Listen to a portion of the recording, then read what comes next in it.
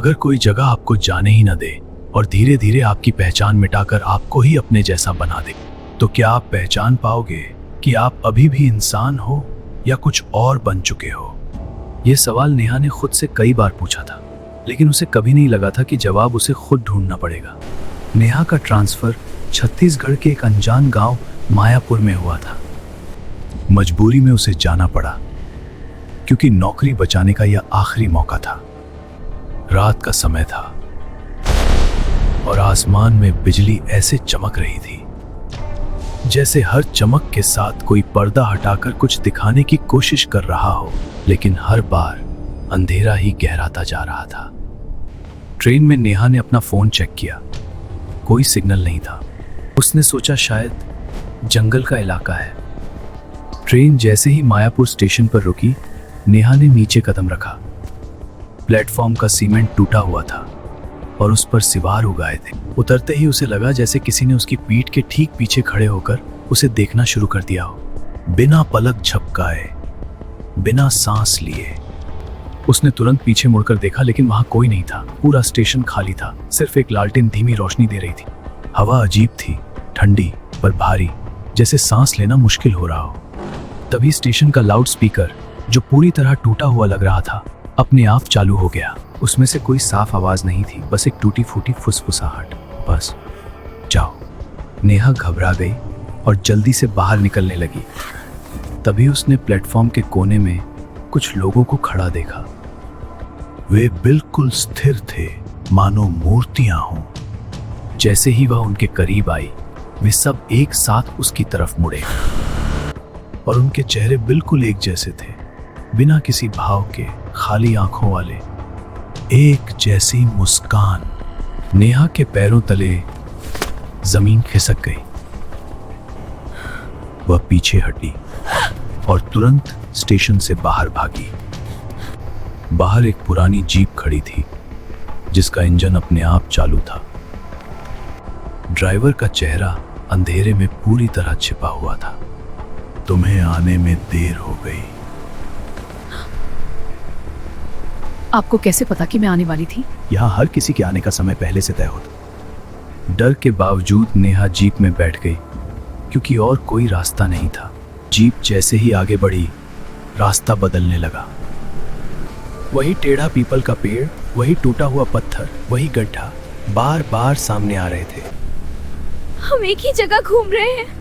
नहीं, रास्ता तुम्हें घुमा रहा है। तभी अचानक जीप के पिछले शीशे पर किसी ने जोर से हाथ मारा। धमाके जैसी आवाज। मैंने पीछे देखा, एक चेहरा शीशे से चिपका हुआ था। एक औरत का चेहरा, आंखें पूरी सफेद, होठ बिना आवाज के हिल रहे थे, जैसे कुछ कहना चाह रही हो। नेहा चीखी और आंखें बंद कर ली। जब उसने फिर देखा तो शीशा खाली था, लेकिन उस पर 5 लंबी उंगलियों का गीला निशान था। कुछ देर बाद जीप अचानक रुक गई। अगर मैं वापस जाऊं तो? ड्राइवर ने पहली बार अपना चेहरा उसकी तरफ घुमाया। उसकी आंखें पूरी तरह काली थीं, कोई सफेदी नहीं, कोई पुतली नहीं, 2 काले गोले, और बोला, जो यहाँ आता है वो वापस नहीं वो बदल जाता है। ये कहकर वह गायब हो गया, जैसे हवा में घुल गया हो। अब नेहा अकेली थी। जंगल पहले से ज्यादा खामोश था। कोई चिड़िया नहीं, कोई कीड़ा नहीं, सिर्फ उसकी अपनी सांसें। उसे साफ साफ महसूस हो रहा था कि उसके आसपास कोई चल रहा है, लेकिन दिखाई नहीं दे रहा।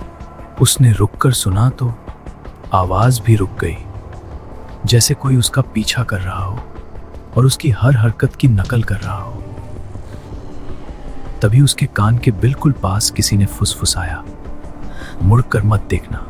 आवाज इतनी नजदीक थी कि उसे सांस की नमी महसूस हुई। नेहा जम गई, उसकी सांसें रुकने लगी, लेकिन डर के कारण उसने धीरे धीरे पीछे देखा। और वही उसकी सबसे बड़ी गलती हो गई। उसके पीछे कोई इंसान नहीं था, बल्कि उसकी अपनी परछाई अलग होकर खड़ी थी। वह परछाई उसकी हरकतें कॉपी नहीं कर रही थी, वह खुद मुस्कुरा रही थी, धीरे धीरे, एक खतरनाक मुस्कान। नेहा के मुंह से दबी चीख निकली और वह भागने लगी। वह दौड़ी, ठोकर खाई, फिर दौड़ी। उसके हाथों में खरोंचें आ गई पर दर्द महसूस नहीं हुआ। तभी उसे दूर एक घर दिखा, एक टूटी फूटी झोपड़ी जिसमें टिमटिमाती रोशनी थी। वह दौड़कर अंदर घुसी। दरवाजा अपने आप बंद हो गया, बिना किसी आवाज के, जैसे कोई अदृश्य हाथ उसे धकेल रहा हो। अंदर अंधेरा था और दीवारों से धीमी धीमी खरोचने की आवाज आ रही थी, जैसे कोई दीवार के अंदर से बाहर निकलना चाहता हो। अचानक बिना किसी चेतावनी के एक बूढ़ी औरत सामने आई। वह दरवाजे से नहीं बल्कि सीधे दीवार से निकल कर आई थी।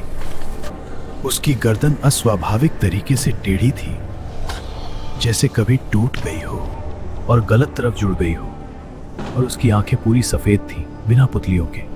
उसने हंसते हुए कहा, ऐसी हंसी जिससे दीवारें कांप गईं। भाग कर आ ही गई, अच्छा किया, बाहर ज्यादा दर्द होता। मुझे जाने दो, कृपया करके। बूढ़ी औरत धीरे धीरे उसके करीब आई। हर कदम के साथ फर्श से चिपचिपी आवाज आ रही थी और बोली, जाने दो। यहाँ से कोई नहीं जाता, यहाँ लोग रहते नहीं, बस रह जाते हैं। तभी दीवारों से हाथ निकलने लगे, पहले एक, फिर दो, फिर 5, फिर सैकड़ों हाथ। कुछ हड्डी के थे, कुछ सड़े हुए मांस के, कुछ बस धुएं जैसे छायादार। सब नेहा की तरफ बढ़ रहे थे, उसे पकड़ने के लिए।